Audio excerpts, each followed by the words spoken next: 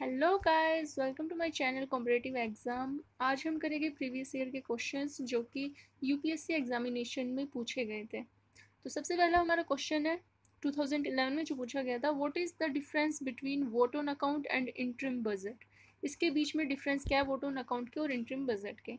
तो सबसे पहले हमें ऑप्शन दिया हुआ है, the provision of a vote on account is used by a regular government while N interim budget is a provision used by a caretaker government.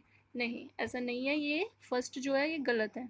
Second है, vote on account only deals with the expenditure in governments budget, right, while an interim budget includes both expenditure and receipts। ये बिल्कुल सही है।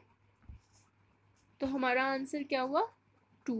Next question जो है हमारा वो है, in India if a religious sect community is given the status of a national minority, what special advantages it is entitled to.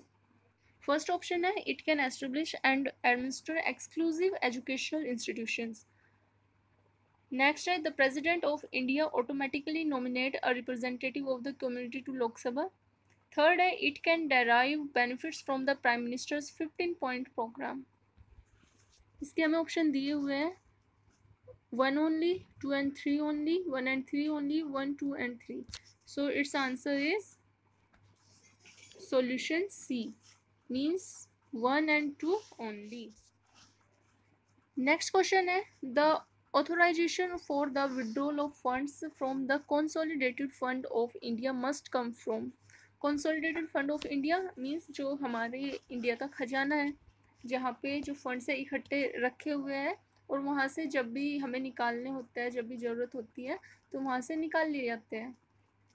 उसके लिए पहले वोटिंग होती है लोकसभा राज्यसभा में, ठीक है, पार्लियामेंट में, उसके लिए पार्लियामेंट के अंदर वोटिंग की जाती है। तो इसमें क्या पूछा गया है कि कौन ऑथोराइज करता है अगर हमें कंसोलिडेटेड फंड से विड्रॉल करनी हो मनी, ठीक है, पैसा फंड निकालना हो, तो कौन उसके लिए परमिशन देगा। तो इसका आंसर है पार्लियामेंट, ठीक है, पार्लियामेंट वोट करेगी तभी यहाँ से फंड रिलीज हो गए। नेक्स्ट क्वेश्चन है हमारा, all revenues received by the union government by way of taxes and other receipts from the conduct of government business are credited to the. तो क्या कहा गया है कि जितने भी रिवेन्यू है, ठीक है, गवर्नमेंट जो हमारी यूनियन जो गवर्नमेंट है वो रिसीव करती है, यानी सेंट्रल गवर्नमेंट, तो government by way of tax and other receipts for the conduct of government business are credit to the. तो जो वो टैक्सेस के थ्रू जो भी फंड्स गवर्नमेंट के पास आता है, यूनियन गवर्नमेंट के पास, उन फंड्स को गवर्नमेंट कहाँ पे रखती है। तो इसका आंसर क्या है, कंसोलिडेटेड फंड ऑफ इंडिया। तो मैंने बताया था कि जो ये होता है कंसोलिडेटेड फंड ऑफ इंडिया, ये क्या होता है, इंडिया का खजाना होता है, सारा पैसा यहीं पे रखा जाता है।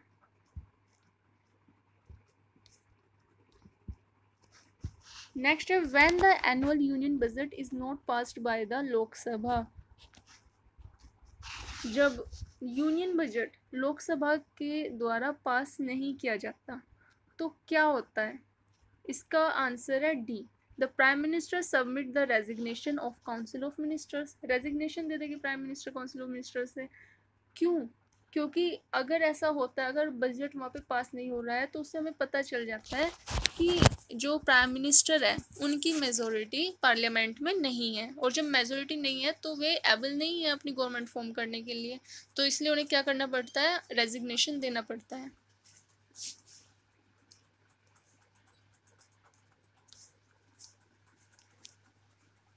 Our next question is, under the Constitution of India, which one of the following is not a fundamental duty। इनमें से कौन सी fundamental duty नहीं है। B, to develop the scientific temper, ये फंडामेंटल ड्यूटी है हमारी। To safeguard public property, ये भी हमारी फंडामेंटल ड्यूटी है। और to abide by me constitution and respect its ideal, ये भी हमारी ड्यूटी है कि कॉन्स्टिट्यूशन की रेस्पेक्ट करें, ठीक है। तो इसका आंसर क्या हुआ, to vote in public elections, ये हमारी फंडामेंटल ड्यूटी नहीं है।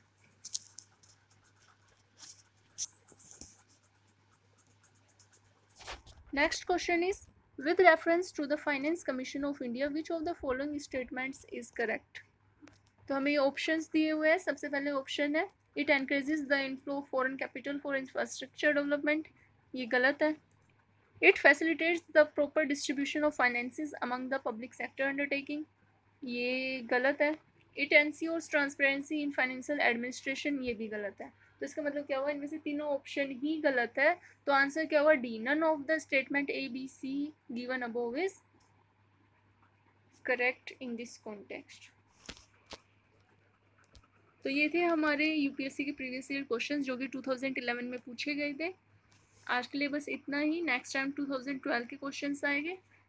Thank you so much guys. If you like my video, like it, share it and comment your any query if you have, and subscribe to my channel.